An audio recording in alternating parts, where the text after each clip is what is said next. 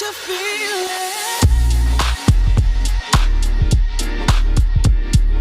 voice cuts. This is a podcast. Hey, what's happening? This is your host Tinto, and before we get started on this week's episode, I'd like to give a shout out to everybody that got me birthday coffees, starting with you, Fungil and Mad. Thank you for your generous contribution, and your commentary reads, "Happy birthday, Tinto. You are fixing the world one step at a time, and it ain't no small feat. More power to you." Thank you so much. And then next up, I got Cassie. Thank you so much for your coffee, and your commentary reads, "Happy birthday, Tinto." Someone anonymous came through with 3 coffees. Oh, thank you very much.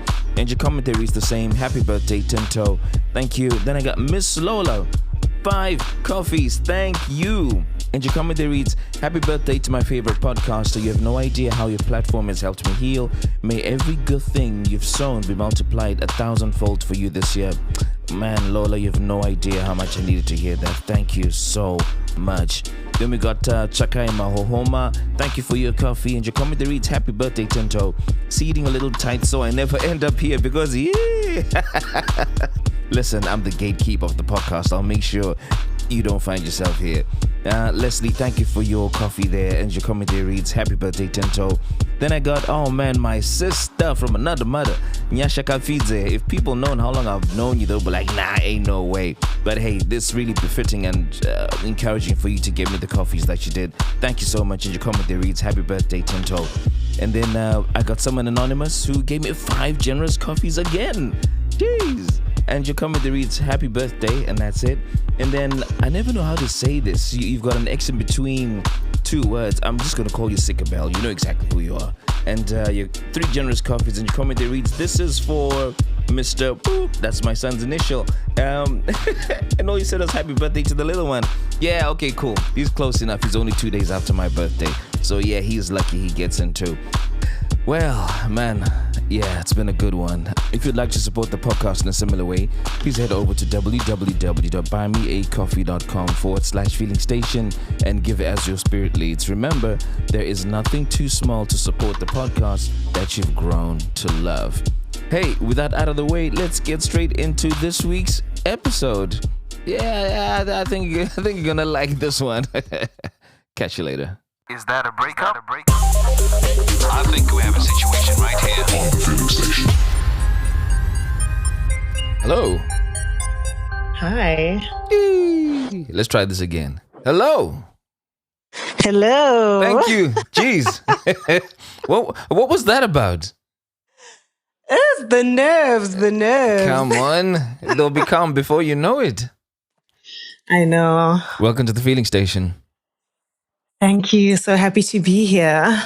For those listening to the podcast for the first time, it's a romantic family and friendship breakup podcast showcasing stories that people would like to talk about with a view to give you lessons from their experiences. Now, I hope you find today's story entertaining, but more importantly, meaningful. And the podcast, as you know, is popular for 2 main reasons. The first being I do my best to keep your name anonymous. So are you ready for the name that I have for you, my friend?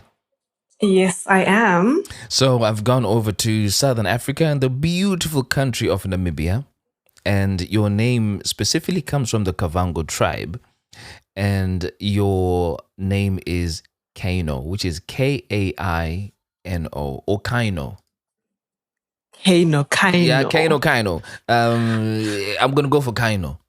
Yeah. Kaino, okay. Yeah. I think that sounds more African than Kano. Kano is a bit like... Yeah. Do you know what I'm saying? And what that means is joy. Oh, wonderful. Yeah, it's joy. And what name are you giving the person that you're going to talk about today? So I think we're going to go with Simbi. Simbi? Mm-hmm. And what does that mean? Metal.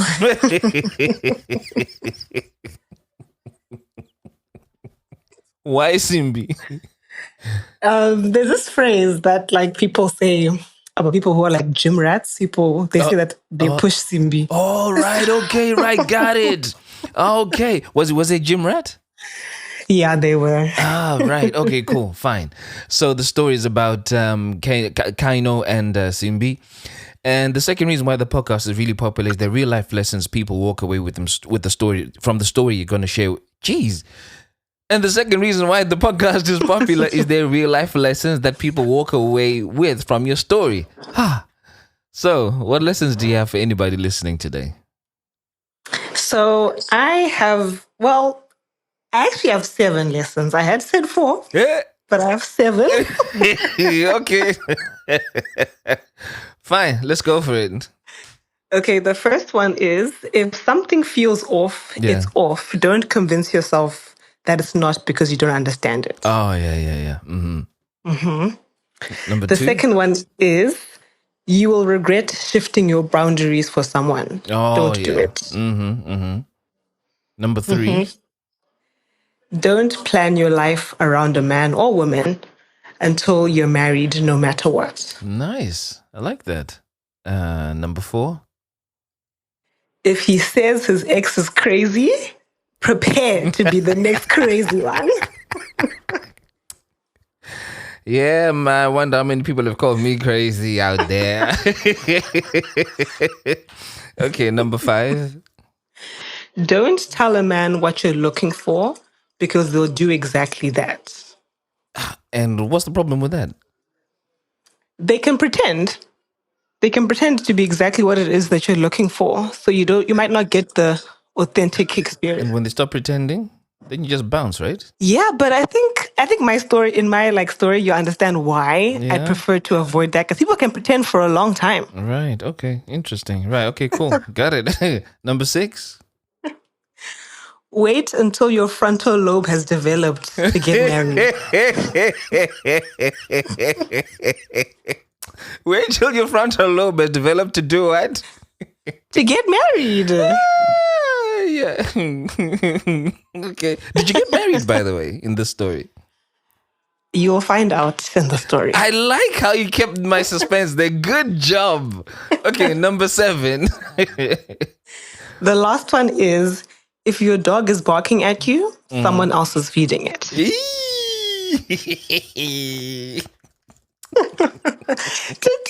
Hey, Laugh is making me listen, laugh. I'm just an excitable guy, and I like things. And the way that you're describing some of these lessons, it's really making me feel like you got a good story for me.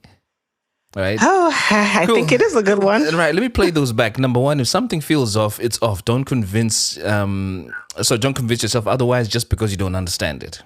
Right? Number 2, you'll regret shifting your boundaries for someone, so don't. Number 3, don't plan your life around a man until you're married, no matter what.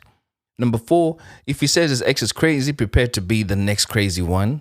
Number 5, don't tell a man what you're looking for because they'll do exactly that. I'm really interested in seeing how that's going to play out. Number 6, wait until your frontal lobe has developed to get married. And then number 7, if your dog is barking at you, someone else is feeding it. Right. Kaino, you ready? I am. Okay, now tell me how you and Simbi met and why you decided, now I'm going to give the gym rat a chance. Okay, so this was just after university. I had just moved back to my home country, and it was during festive season, which is December. So people from all over the diaspora had come back home to celebrate Christmas. And it happened to be the first night that I was actually out since I'd moved back home. And I met him, and he was quite a good-looking guy. I cannot lie. He was a good-looking guy. And he approached me and said, "Hey, do you want a shot? Like, do you want a shot of tequila?" Just like that, from the onset, do you want a shot? Just like that, exactly. Just Wow. like that. Okay. And I said, "Oh, no, not right now, maybe later." So I wasn't completely denying him, but, I just said, "Not now, maybe later." And then this is at the first location. Then we happened to move to a different location that same evening. And I bumped into him again. And he came again and said, "How about that shot now?" And I said, "Okay, let's do it." And I think because he was just very simple with his approach, he didn't try to do too much of like, "Oh, let me get you champagne," or let me, trying to be flashy. I liked that. It seemed as though he was confident enough that he can just open up the conversation with a shot, but he had more to offer to himself than, fancy things, So we exchanged social media that evening. And I just deactivated my Instagram account because I did that very often. And so I messaged him telling him, hey, this is my number. If you'd like to keep talking, you can reach me there. I'm deactivating my account. And he messaged me. And then he went on a date. And that was probably one of the best dates I've ever been on in my life. I must admit, I got to give it to him. What made it so special? It was very, I believe that if a man is trying to pursue a woman, he should put his best foot forward. I don't like no effort. So as much as he approached me to have a conversation with just a shot, when you're now spending one-on-one time, show that additional effort. So he took me to a really, really nice restaurant. And then we had a hike. This is all on the same day, a hike with some snacks and some drinks. And it just felt like a well-rounded experience that was very intentional. Nice. And he didn't, wasn't skimping the budget for a first date. And I appreciated that, Nice. to be honest. Nice. And so I think we had a few dates after that. At the same time, I was going on dates with other guys because, like I'd mentioned, I'd just come back. So I was kind of like on the market, if I can say it like that. So I was dating different guys as well, like going on dates with different guys as well before I decided who it is that I want to get into a relationship with. And I'd say after 2 weeks of dating, he asked me to be his girlfriend. Ooh. I took an additional 2 weeks to respond to say yes, because I didn't want to rush myself. Nice. I wanted to be sure about my decision. And then we started dating. I really like that backstory. It's got a really nice touch to it and intro. I'm glad you think so. Yeah. Okay, so how did things progress then? So I'll say, okay, so he was not based in the country that I'm from. He was back for holidays. So I'd say for the first year of us dating, he would come back home every 2 to 3 months. He was very intentional about that, which is not cheap to do, by the way. Like coming back home from where he was based was not a cheap flight at all. So I also appreciated the effort, the intentionality to say, I'm trying to build this relationship. It was great. The first year, I'm not going to lie, the first year of that relationship was fantastic. It was honeymoon staging so hard. I'd get flowers all the time, like every 2 weeks. I'm not being funny. Wow. Every 2 weeks. Wow. He did not miss. For the whole For a year? year. Do you know that? Yeah. And would come and see you every 2-3 months? Wow. Every 2-3 months. So basically, he had kind of said he did not want me to feel as though I was in a long distance relationship. He wanted his presence to be felt even in the distance, which is why he was going the extra mile to invest in the relationship. So I loved it. We speak on the phone every night for hours, every night. Really. Wow. It was like a dream. I was like, this is it. This is my guy. God, you are good. I'm gonna marry him. You know, Wow. I was super happy, you know. But it's also worth mentioning. So after we got into a relationship, he had told me that he had also deactivated his Instagram because he didn't see a point in having one now that he was in a relationship. And he saw that Instagram was more of a distraction because you can just be accessible to lots of people. And he just thought that it was not the most conducive thing for a relationship. I didn't ask him to do that. He did that by himself. And I appreciated that. I liked that. I was like, okay. Yeah, he did that of his own accord. Yeah. So I really, really liked that. Since I had moved back home, I was trying to establish myself in a career, of course. And the specific career I wanted to go for, I needed some connections of people who were already based back at home to help me out. And I did have a really good connection, someone who I'd known for many years. But because Simbi, because Simbi wasn't a fan of this guy, he told me not to do it because the guy likes me, you know, it's going to create problems. What if he tries to use me because he's helping me? This, that, and the third. And so me being in a really good, healthy, loving relationship and trusting my partner, I said, okay, it's fine. You know, I'll find another way to go about what I'm trying to do. Like everything is fine. I don't need to really push it with this guy. Did the connection like you? The connection had told me they liked me many years prior. So yes, it was a valid feeling. Okay. I would be honest. So I understood why he felt that way. But I was kind of trying to say to him, I've known this for a long time. I've known them for a long time. You can't force me to do anything. Like he isn't the other guy. Could not force me to like him. So I was trying to say like I can handle the situation, but because he didn't feel comfortable, I respected that, and I wasn't going to fight it. So I'd say one of the first red flags that did come up was I had made it very clear that a boundary that I had is that I don't like when my partner is super close with girls. Listen, it is what it is. That's just me. I don't like it. And I told him it was because of my own experiences with like past relationships where guys are super, super close and super friendly with other girls. And then eventually the lines get blurred. So he heard it and he understood it. And yet there was a time when he would come back home to visit me. We went out and this girl was clearly trying to put it on him. And he was not shutting it down. He was pretty engaged in that conversation. Right. And so I'm someone who I cannot hide how I'm feeling.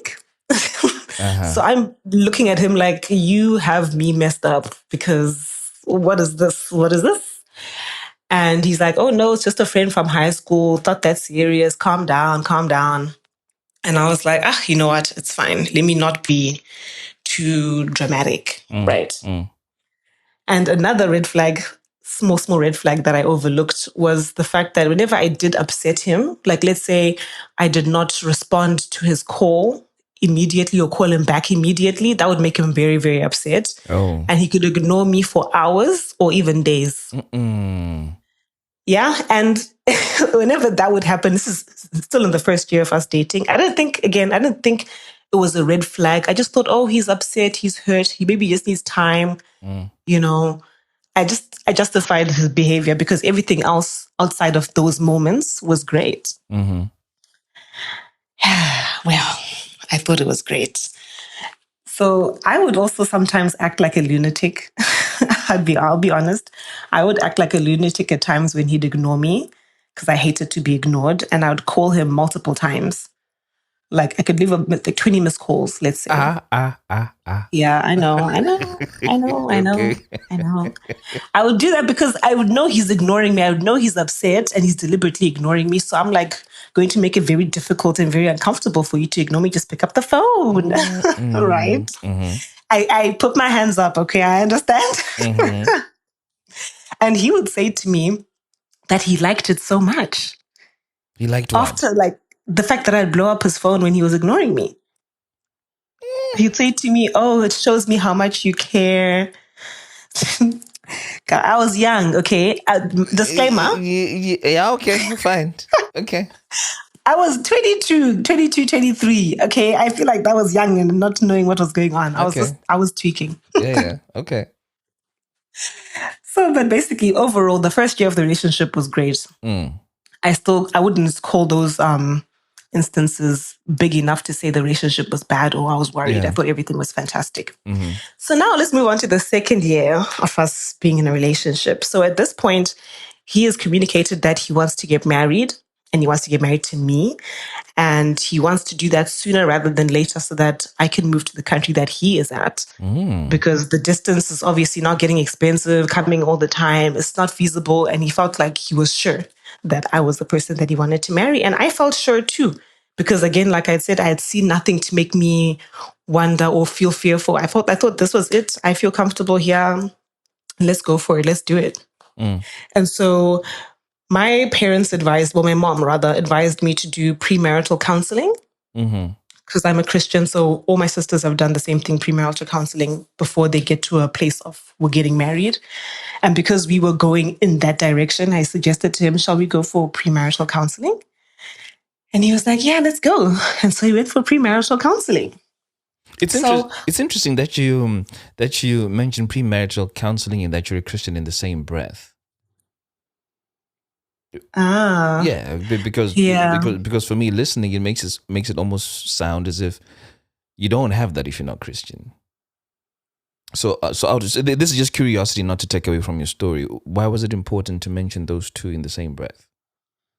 I don't know, actually. I guess maybe because I've only ever heard of premarital counseling coming from Christians. Right. Okay. I've hardly ever heard people who are not Christians talk about premarital. I've heard of like maybe marriage counseling when you're already married and maybe you're having issues, but usually in the context of premarital counseling, it's always been from Christians. Gotcha. So Okay, cool. maybe that's why. Yeah. Cool. Yeah. So the premarital counseling was started when he was back in the country again, so that we could go in person. And I was very like hopeful to obviously learn and improve on how to be a better partner, because that's something that was very important to me. I had issues myself that I was aware of. So for example, this jealousy thing and not wanting you to talk to girls, I understood that maybe this is me projecting trauma that shouldn't even be on my partner, right? So I was open to improving myself. And also I had a bit of a temper, I'll be honest. I had a bit of a temper that he had communicated to me was not great. And I said, I know this is something that I need to work on. So again, I feel like sometimes getting advice from someone who's a third party, who's not directly involved in your relationship, you're more open to it because the person is unbiased. They don't need to tell you anything. Right. You know. And so I thought the same thing was going to be for him. And one of the things they had mentioned on our sessions when we're talking about communication is that when you're upset with your partner, it's important to communicate that. And ignoring them is unhealthy. It's like emotionally abusive. So when they said this, I'm sitting there like dancing in my seat, like, yeah, I've been telling you what you're doing is toxic. Right. So I'm like happy that finally someone else is saying it's not just me. And was he receptive to that when he came from? Was he receptive to it when he came from a third party? Oh no, he was not. Really? Oh dear. This is why I say I had to separate the first year to the second year, because that's when things start to shake. Second year is when things started to shake. So, okay. He was hearing what the counselors were saying because he was with me. But he's a person where when he's closed off, I now know the face he puts where he's not even trying to hear it. And he had that face on. But he was nodding his head as if he's agreeing. So I'm not sitting there in the car because I also now knew he didn't appreciate being called out or being told things negatively. So if I'm honest, I do think that he was training me on how to behave to please him. And I didn't think it was a bad thing because, again, the first year of the relationship was good. If my partner is communicating, don't do this, speak to me like this, tell me these things in the situation, I was receptive to that because I want to be a good partner, right? So I was now in a place where I never wanted to make him feel like I was pointing out wrong things about him. I had to be so calculated and careful with my words. And so even when the counselors did say, oh, you know, it's unhealthy to ignore your partner, I couldn't even sit there and say, yes, I've been telling him. I just kept quiet because I wanted him to hear it from someone else and not block his ears because I'm now chiming up. Right. So I was intentionally quiet to say, this is them speaking. These are the ones who are supposed to be guiding us in a Christ-led to successful marriage. You know, I'm not saying anything. And after the session, we're driving back. He was dropping me off at home. And I'm like to him, okay, so what did you get from the session? And he says that I was right. Okay. That must have made you feel really nice. I was so upset. You were upset? No, he said, okay, I'm quoting what he said. He said, I was right. As in, Simbi thought that he was right. Oh my gosh, yeah. Yeah, okay. In everything that was said, okay, so they'd also mentioned in the session that I need to also know a time and a place to address certain things.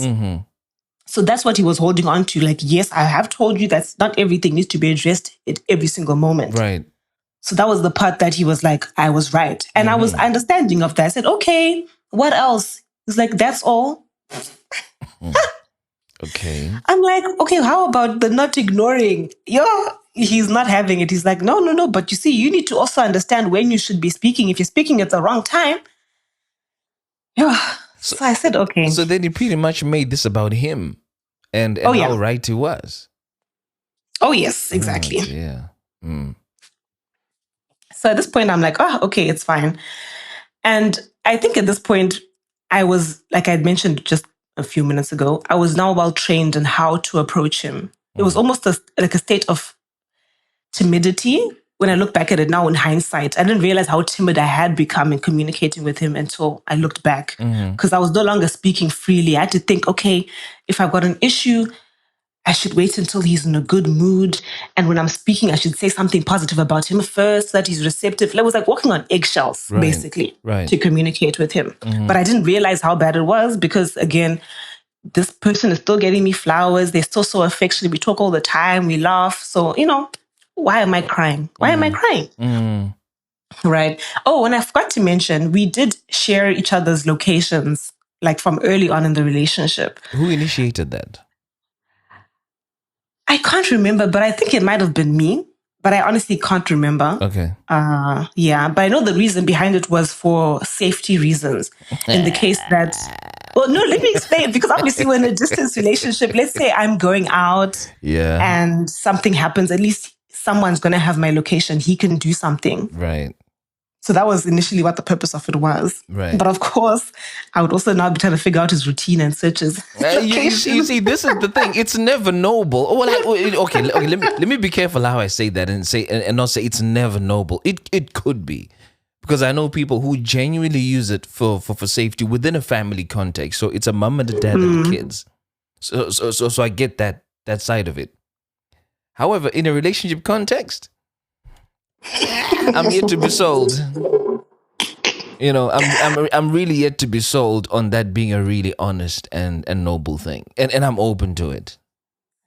Yeah. Yeah. I mean, now also with hindsight, I would not recommend doing that. Yeah. But at the time, I just thought it was a good idea. I didn't see anything wrong with it. Also, it just made me feel more secure in a long distance relationship. Like, oh, he's not hiding anything. I can see anything and everything. Okay. Anyways, guys. All right. So yeah, you shared location. So now, this is when things start to really crumble. I'm now noticing the fact that he's very defensive and is not seeing anything negative about himself, but has so many negative things to say about me. So in as much as I'm now doing the things that he's telling me to do, but I'm also aware that this person isn't really open to criticism. But because I'm the person who's aware that I do have an anger issue that I need to work on, I'm also thinking maybe this is valid. I'm thinking this is probably valid because I am the one who has the problem. I've got a bigger problem than him. Yeah. So we were at another social gathering whilst he was still around in the country with his friends. And I think the day before, I couldn't see his location on Find My. And I just thought, it could be network. There's so many reasons why sometimes you can't see someone's location. So I didn't think about it as in a malicious way. I just thought, maybe just network, whatever. But then, I don't know, something came upon me. And I decided that day when we were hanging out, I said, please, can I see your phone? I want to send some pictures because he had taken pictures of me that day. I want to send some pictures to myself. I opened his Find My to see that he was hiding his location. It was switched off. The share location. So I say to him, why is your location hidden? This man turns around and says to me, I didn't do that, you did. Oh. Okay. Straight face. Okay. Straight face, I didn't do that, you did. Okay. Sir, what? That's in the gaslight. That's when I clocked gaslighting is happening. Because he didn't flinch. He didn't look like he'd been caught up in something. He said, I didn't do that. So now I'm thinking maybe it was an accident. I don't know. And I'm like, but why would I do that? And then he says, you see, the counselor has told you about a time and a place. Do you think this environment right now is the right environment to be talking about this? Okay. And so what do? I keep quiet because he's right. We're in a social gathering. It's probably not the right time to be having this conversation. Let me put it to the sideline. But I'm obviously very upset at this point. So I walk away from the group. I go and I shed a little tear in the car, get myself together, and I go back and join the gathering of people. So I'm no longer... So what were you shedding a little tear for? Were you that upset? Do you tend to cry when you're upset, when you're angry? When I'm upset or when I feel dismissed, yes. Okay. because it almost feels like I have to suppress myself. So the emotion of suppressing my voice can sometimes come out in tear form. Right. I get that. I think that's what it is. Yeah.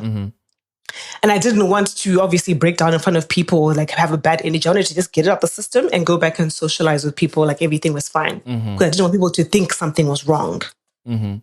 So I go back with socializing, but of course my energy is not the same as it was before. But I'm smiling. I'm doing everything that is socially acceptable in social gatherings when you're with your partner. Okay. And mind you, he's used to me nagging him, the whole blowing up phone and saying, but let's talk about it right now. I need to understand. But that day I decided I'm not doing that. I'm not doing this with you. I'm just going to say, okay. So he left me at home. I just got out the car. I said, thank you for a good day. Got into my house and I didn't text him or call him or anything. And then he calls me the next day saying, I'm so sorry about last night. The timing was just not the right timing. But, I don't know what happened with the location. Honestly, it wasn't me. I don't know. Maybe it was the network. You know how the network in this country can be. As if network cannot remove settings. But anyways, it's fine. It's fine. And also, he was now leaving 2 days after this interaction. So I don't want to really harp on it or hold on to it for too long of a time. So I say, it's fine. Let's move on. The day that he's leaving, he kind of says to me, I really want this relationship to go good because, as you know, I want to marry you and we're going to get married at the end of this year. This conversation is happening around, let's say, March or April. And he's saying that we're going to get married in December. Ooh. And he came to that decision. I did not say by December on this date, we're going to get married. That is not what happened. He decided that was the date that he was going to be able to commit to me, because the counselors had advice saying, okay, you're saying you want to marry her. Do you have a date in mind? You should be the one to decide the date because you are the one who's going to come to the family. And so that's the date that he had decided in December. So basically, he's trying to tell me, in the meantime of us getting there, we need to be more mindful of like expenses. So he was, okay, I used to get a girlfriend allowance. Haha. Right.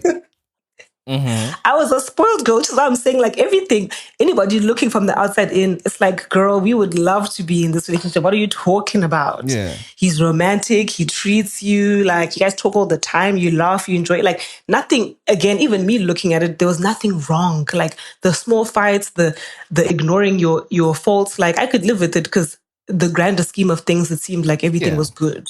Right. So he's essentially saying, I need to be more mindful of expenses and I want to be sure that you aren't using me for what I have, for my money, basically is what he's saying to me. So that really ticked me off, I'll be honest, because I was not with him because of what he was providing. Of course, there were benefits that I was very, very happy to receive. And trust me, I'm not going to sit there and say, oh, I didn't want it. I didn't like it. I loved it. It was great. But that was something that he did out of his own volition. I didn't tell him to do that. He led with that. So for him to then say to me, I want to make sure you aren't using me, was almost insulting. Yeah. Especially because, like, remember I mentioned that in the beginning when I first started talking to him, I was talking to other guys. They were all well-to-do. Some of them were way better off to do than he was.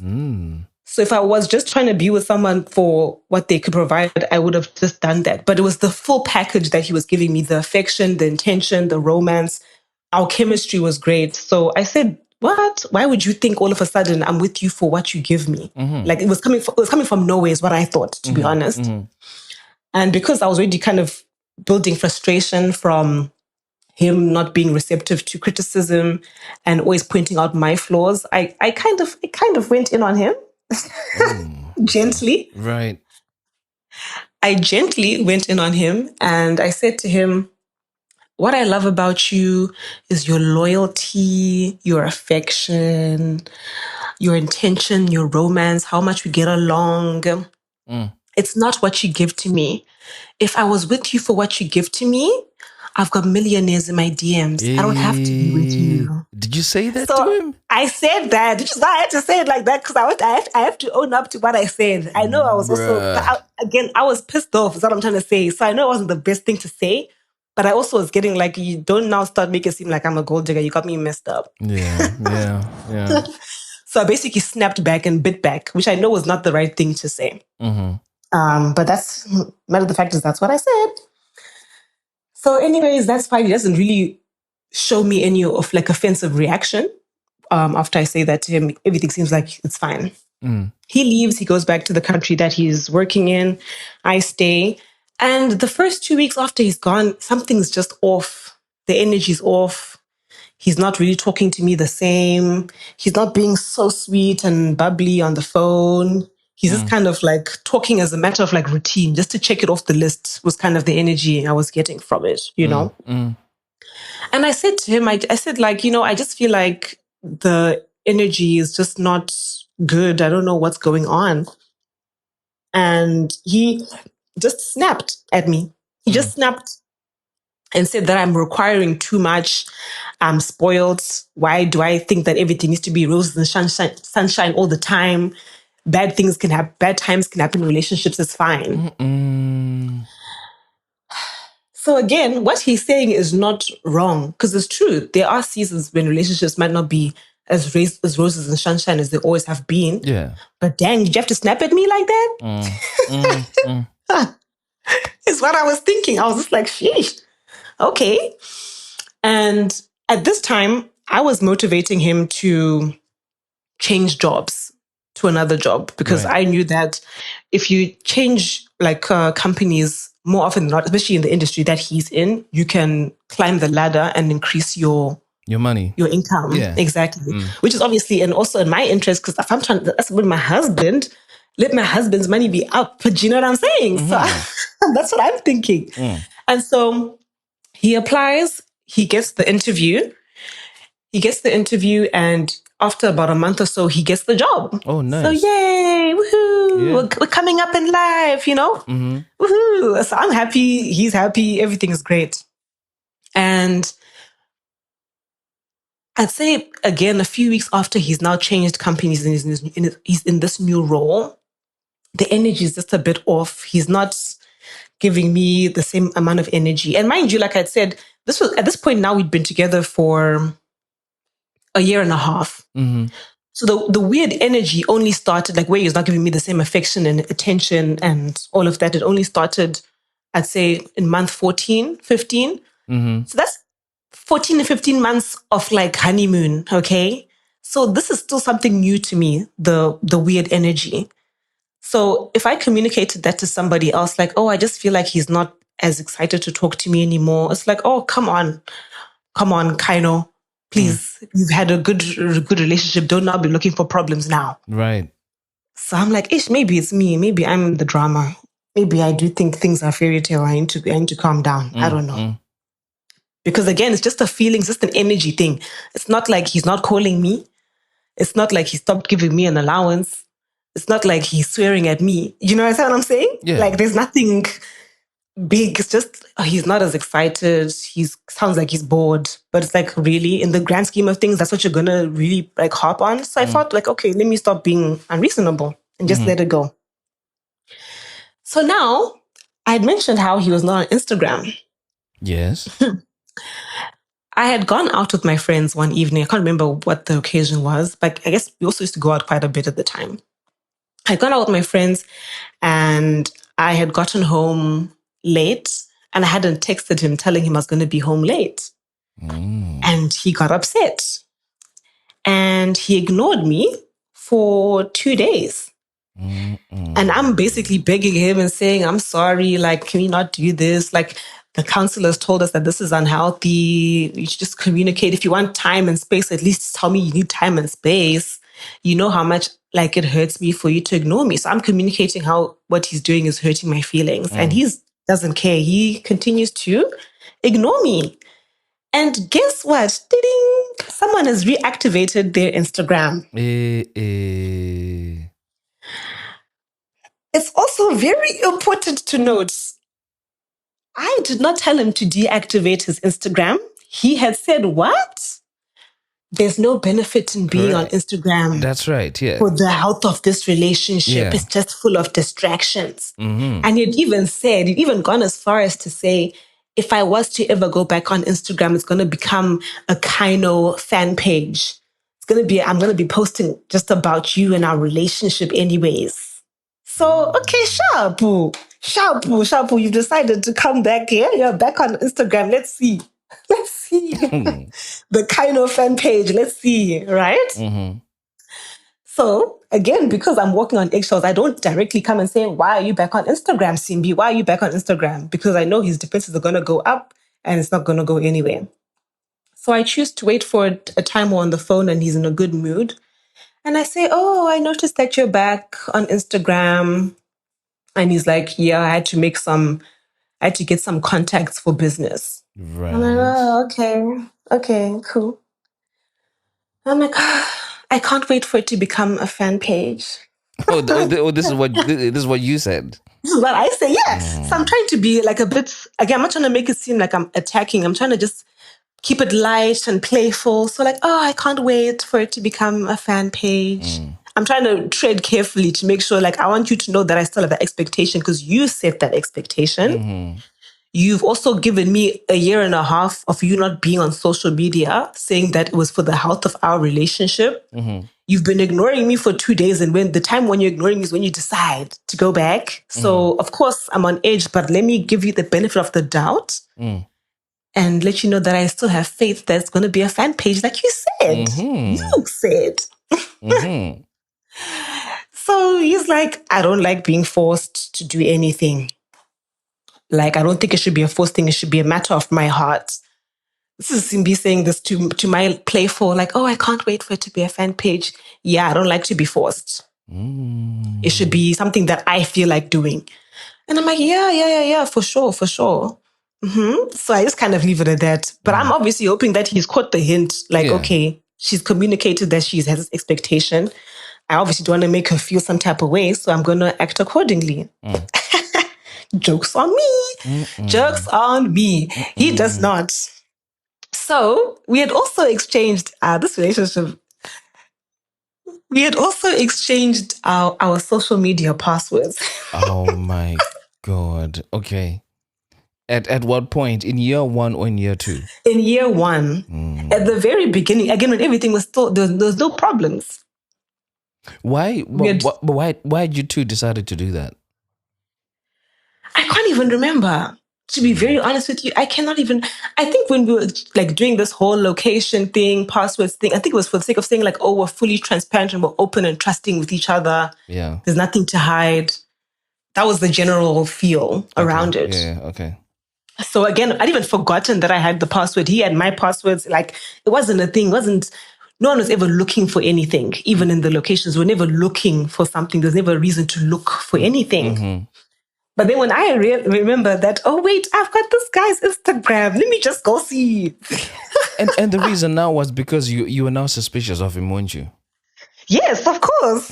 Because how can you go from I would if I go back on Instagram, it's going to be a fan page for you, and there's no benefit to this relationship of me being on Instagram to you being on Instagram and you're upset. Yeah.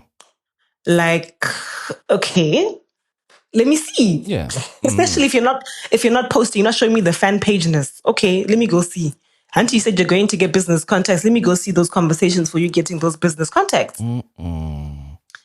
So I opened the Instagram, and it happened to be at a time when his friend was getting married. So he had posted some selfies. He's feeling himself. I told you this guy was a fairly good, subjectively good-looking guy. He wasn't. I mean, now you say subjectively. Ugly. Now you say subjectively, but earlier on, because you said he was a good-looking guy. So was he good-looking? No, or he's he wasn't? good. No, the thing is, he wasn't my type initially, but I could see that he's a good-looking guy. Do you know what I mean? It's interesting how the story is changing with. No, like how do I explain? Yeah, explain. It's almost like you can see someone who you know. So in society, they are beautiful, but they might not be your cup of tea. Okay. Do you get what I mean? It's almost like, let's say you see someone like a model, like Bella Hadid, where the whole world says, oh, she's so beautiful, but let's say you like curvy girls. So she's not your cup of tea, but you know that she's generally considered a beautiful person. He was generally considered a handsome man. Right. He wasn't my general type, but I could see he was handsome.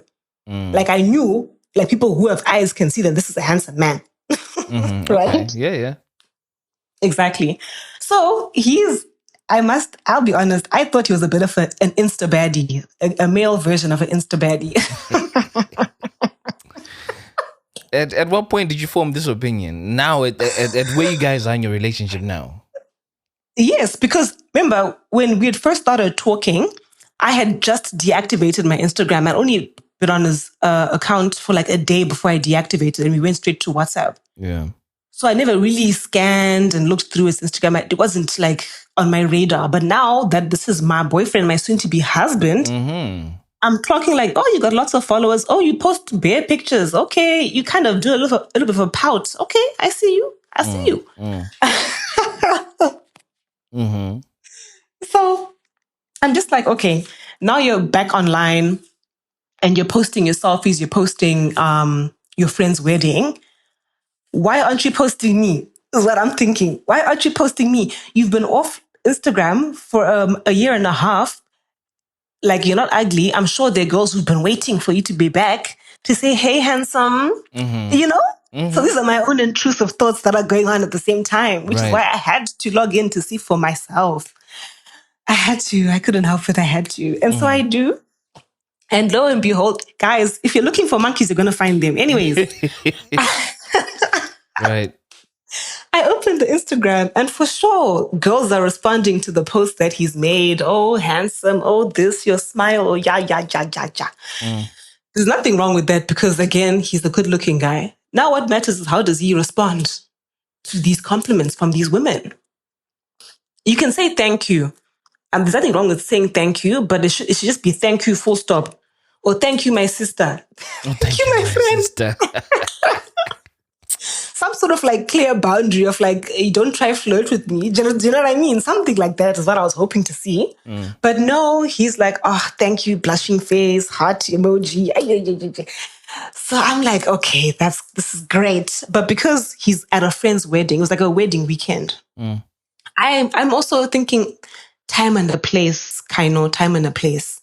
You cannot come and approach him right now once at his friend's wedding saying, what's this? So I say, let me leave it. So I stay logged into his profile. So I'm getting I even turn on my notifications so I can see as the responses are coming in. Yeah, no. Listen, guys, you live and you learn. Yeah. I'm seeing as the messages coming in, there's this one message that comes in, which is a big compliment again, like, oh, you just look so handsome. Like, we've missed seeing your face. Something like this. Again, it's nothing like too alarming, but I just kind of saw the message and then I went to bed. And then the next morning, I opened to see, of course, what more happened in the DMs. And I remembered specifically this girl who had sent that message before I went to bed. The whole chat is not there. The whole chat is not there. Okay. So now I'm like, he thinks he's slick. He thinks he's smart. Because obviously I'm assuming he also knows that I have his passwords and maybe potentially I've logged in. Right? So I'm like, he thinks he's slick, but he's too late because I saw that message come in. So I know, why is it not here? Why is it not in the inbox? So it's fine. I wait until he gets back home and I bring it up to him. And I'm like, hey, so you will look, oh no, I'm so petty. I repeat the exact quote that this girl sent to him, the compliment. I repeated word for word as if I'm saying it to him to see if it rings a bell. And he just says, yeah, thank you. I do clean up nice, And I'm like, he goes straight over his head. So he didn't ring a bell. Or maybe he's smart. I don't know. And I said to him, I saw someone said that to you yesterday. Where did that message go? And he's like, I just knew that you get upset about these things, so I deleted it. Yeah, okay. All right, if you say so. Okay, Simbi. I'm like, but how come other messages where people were complimenting you, you kept them, where you said thank you? So why would this specific one be different? Like, what's up? No, I just know how you are. You're just so jealous about girls. I just didn't want a problem. I didn't want a headache. Okay. It's fine. And I'm like, this is why I said you should post me. I don't want to put pressure on you because, like you said, it should be in your own time. But now girls think that you're single. And girls are coming in your DMs not knowing that you are planning to marry somebody, like you've been saying for the past year and a half. So don't you think that it would be better and it would at least give me peace of mind if you post and let it be known that you are in a relationship? Now he's in a mood. He's annoyed because I'm telling him what's correct. Because I know I'm right in what I'm saying. Because how do you now justify after you've received all these DMs from girls, your girlfriend has seen that, and you still want to say you don't want to post that you're in a relationship? It's weird. It's weird. It's very. Like, how are you going to justify it? So he begrudgingly does it. But I'm happy at this point. I just want you to post it because you're playing with me. You're playing with me. And I'm also now, my antennas are up. Because there's now been the weird energy you're giving me. You're not being as affectionate. You're not talking as much. You're now back on Instagram. You're deleting chats. I'm now alert. I'm paying attention. So I'm like, I'm not going to just be like, oh, posting and everything's going to be fine. No, I'm really now watching you. I'm watching to see what's going on. So he had a business trip coming up, which was requiring him to be on like a flight for about 7 hours. So after he posts, I was diabolical. After he posts me on the story before he gets on his flight, I log back onto his Instagram because I want to see what responses people are going to be giving to him now posting that he's got a girlfriend, right? I want to see. I'm curious. And there's the general like, oh, okay, that's nice. Oh, okay, surprise. Oh, okay. So nothing was alarming. But I said, this is too good to be true. Nah, there's no ways. There must be something more. There must be something. And Detector Gadgets kicked in. And I said, let's go to story settings. Really? I went to story settings and I clicked on hide my story from. And your name was there. Not my name. Sorry, yeah. My way. There's 2 accounts that are hidden from viewing. So what do? I remove them. They must see the story. What are you talking about? I don't know who these girls, I don't know what's up, but they're going to see the story because you thought you're slick. So I let them see the story. And almost like after 2-3 minutes, this one girl looks at the story and she sends like a message saying, oh, okay. Then she deletes the message. So now I'm like, right, there's something here. Because why would she send that message and then unsend it? She's crashing out. She's crashing out that you've just hard launched a girlfriend that she has no idea about. Because I'm a girl, I would probably do the same thing. Where it's like, what? Then you say, no, let me not even show him that I'm flinching. Like, let me play it cool. So I'm like, this is what's happening. And then hours later, she sends another message saying, okay, that's nice to know. Maybe that's why you've been traveling so much back home.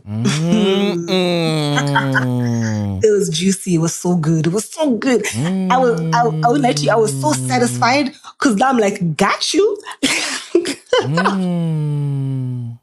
I'm just like, gotcha. And at this point, I'm not even going to try and hide the fact that I've unhid the stories from this girl because what is he going to say to me? What can he say to me? You're the one who is hiding your story from 2 girl them. What are you going to say that's going to make you not look weird? You can't actually come and confront me. If anything, I'm going to be like, what are you talking about? I'm going to deny it. Of course. Because what are you going to say to me? Yeah, what can he say? Because anything he says will be incriminating, right? Exactly. Exactly. So I'm like, okay. So he lands at the destination and he tells me, oh, I've landed, hearts. So affectionate, too affectionate, considering how not affectionate he's been. Right. So I'm saying, I'm sure he's seen it. I'm like, let me butter this girl before, in case this is what she's done, like intentionally. So I'm like, okay. And the following day, I had an event that I was hosting and he knew about it. It was the first event of that kind I'd ever done. So of course, I would love some words of encouragement from my partner because we encourage each other in this life thing, right? No, the day comes and goes. He's not said a single thing to me. I've messaged him 3-4 times throughout the day. Oh, I'm going now, setting up. Oh, it's going well. Picture. Oh, I'm going to go to bed now. A whole day has come and went and he's not said a single thing to me. He's in a different time zone at this point, but still. So now I know I'm probably sulking, right? So what do I do again? I open up his Instagram, and he's been viewing the story of that girl that he had hid the story from. And that's it for me. That's it for me. Because once you show me any signs of like, you could potentially cheat on me, or you're trying to prepare something like that, I'm out of here. Because that's also like another like trauma for me from like my own parents' relationship. Like I've seen what infidelity and cheating can do. And I've been very transparent to him about that. So he knew it was a sore spot. Like I'm not that girl who like, we can work through it. Nope. I'm out of here. I'm throwing up the deuces. I'm gone. Like I'm not playing with you. Doesn't matter. So once I see that, I send him a message saying, oh, I think maybe the fact that you have this new promotion and, you know, you're now on a different like level, you maybe need to focus your energy on that because you can't focus on this relationship the way that I appreciate. And I would rather leave this relationship having known we've had more positive experiences than negative. I don't want like our love story to become sour. Because it has still majority been a great one. And I said, I would rather that than it turn into like, mind my French, a shit show. Yeah. You know? So let's just leave it at that. And I send it and I say, I'm done. Goodbye. Immediately he's calling me. He's been ignoring me the whole day. Immediately after I break up with him, he's calling my line. Oh, you guys. So I'm like, you are crazy. I don't answer the phone because you got me messed up. Yeah. He sends a text saying my phone wasn't working. But I checked his Instagram, so I know he was online because he was looking at that girl's stories. So what are you talking about? So your phone miraculously started working after I sent you a breakup message? Isn't that so interesting? I ignore him again because you think I'm stupid. I don't say anything. And then he sends me money saying, here, take yourself to the spa for the stress I put you through. Bro. Bro. So the same guy was saying, oh, I want to make sure that you aren't using me for my money. It's the same things that he would be leading with his money.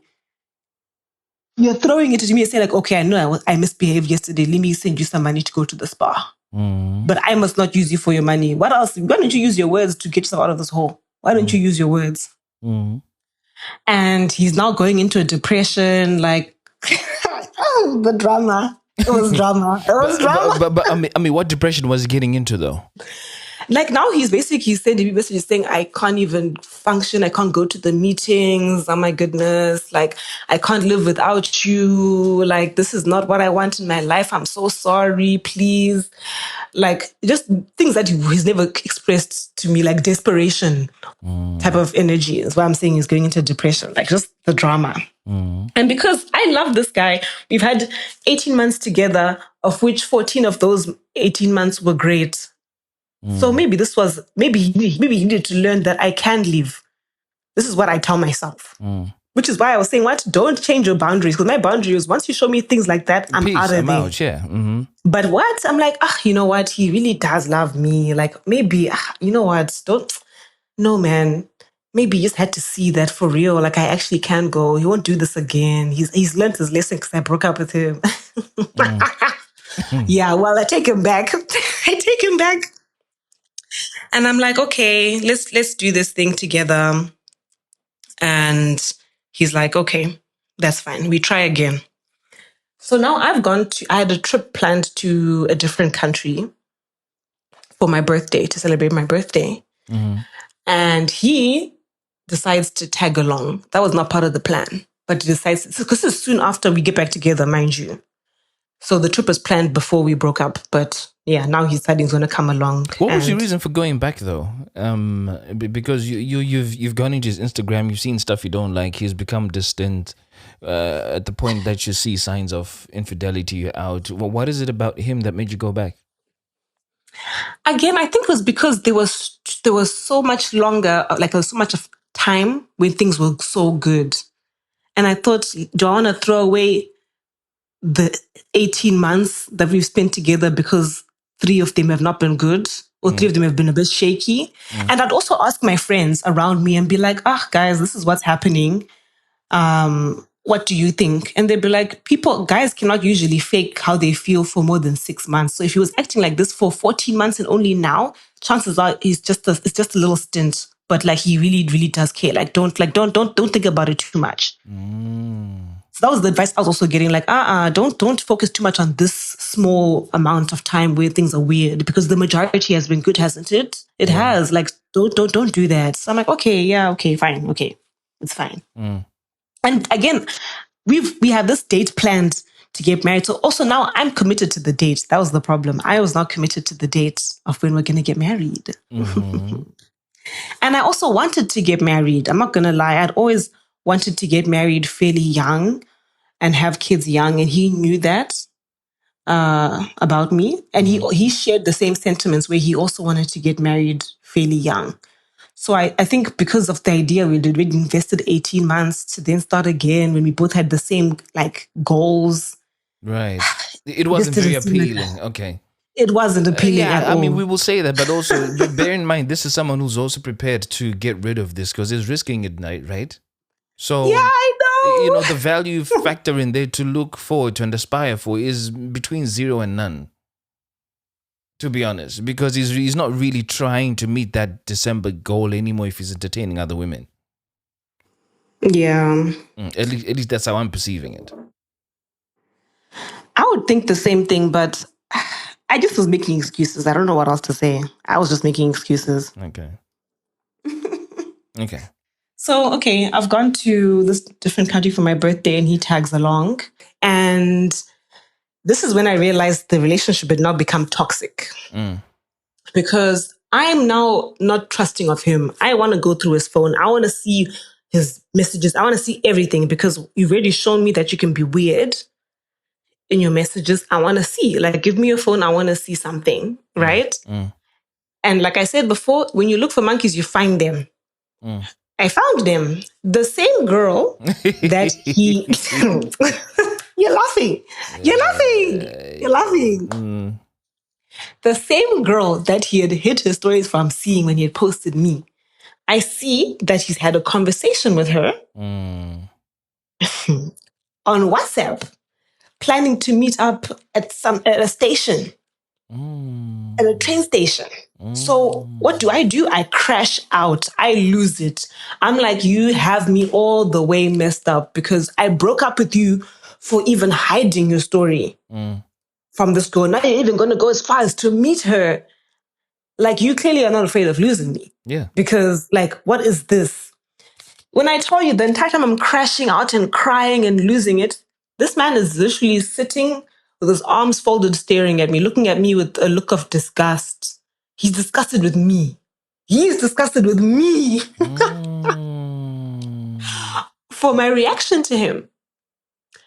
I'm just like, why are you not saying something? Like, why are you not defending yourself? Why are you not apologizing? Don't you see how this is messed up? And he says, I don't think it's messed up. You were actually forcing me not to talk to her. When I was hiding my story, it wasn't even a bad thing. It wasn't even a bad thing. I just didn't want her to know I was in a relationship. Why? He said this. He said in the same breath, it's not a bad thing. I just did not want her to know I'm in a relationship. Huh? Balance me. I'm like, what are you saying? And he says, in the case that you and I broke up, because I could see that it was a possibility, I didn't want her to know that I was in a relationship. Okay. So you got a backup plan, yeah? You're telling me to my face you're the backup plan. 100%. Are you sharp? 100%. Like, are you good? So at this point, I'm crashing out. But because, well, he's here on this trip, this is like the second day of the trip, mind you, when this is happening. This is my fault. I just choose to ignore the issue for the rest of the trip. I don't even know what spirit. I think it was a demon. I don't know what spirit possessed me. I even went as far as to post on my Instagram, a picture of him and say like, "Oh, my love, something sweet." And oh my God, what was driving that though? So that the other person would see? No, they didn't follow me. I think it was more of I wanted to show him that I was there. Like, I'm gonna post about you, like I love you. I love you so much. Can't you see I love you? I'll even post you on my Instagram. I love you so much. That was the general vibe. But again, the situation is toxic. So he goes back to his country. I go back to mine. And everything is just off. The trust is no longer there. I've got anxiety at this point. It was ridiculous. I couldn't understand why. I couldn't sleep at night. I've never felt a feeling like that in my life. I'd never been an anxious person. All of a sudden, I've got full-blown anxiety. I'm having panic attacks. I can't sleep at night. And I'm communicating all of this to him and saying, hey, I'm lacking peace so badly right now. And the only reason I can think of it happening is maybe because of the issues that we've had. And now I feel uneasy with this distance that we have. And so he suggests, okay, let's apply for your visa to come this side so we can fix things. And at least you can close the gap and you can have peace of mind. But because the relationship was so bad, I'm like, maybe we should try to get to a better place. Maybe we can talk more often and we can go back to that happy place that we used to be in before I just applied, because I had no family in the country that he's in. So I was afraid that if I apply to go there, I'm going to be by myself, alone.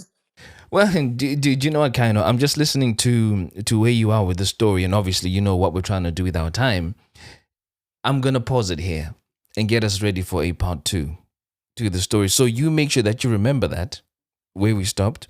And then for those who've been listening to this episode, I'm going to catch you guys in part 2 of this rather interesting story. I'm still fascinated by the number of opportunities you had to leave, but you absolutely did not leave. And I'm hoping I can really get to ask you what the real reason behind that was in part 2 of this. So you guys have been listening to another episode of The Feeling Station.